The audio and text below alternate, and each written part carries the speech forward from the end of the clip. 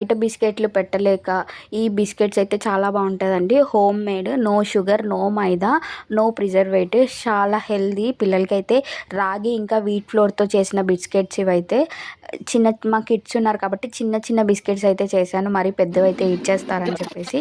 మనకు కావాల్సిన ఇంగ్రీడియంట్స్ నెయ్యిలో బెల్లం పౌడర్ వేసి అది కరిగే వరకు బాగా కలుపుకొని, దాని తర్వాత రాగి పిండి, గోధుమ పిండి, cocoa powder, baking soda, baking powder మనకు కావాల్సినంత వేసుకోవాలి. కొంచెం కొంచెం అయితే సరిపోతుంది.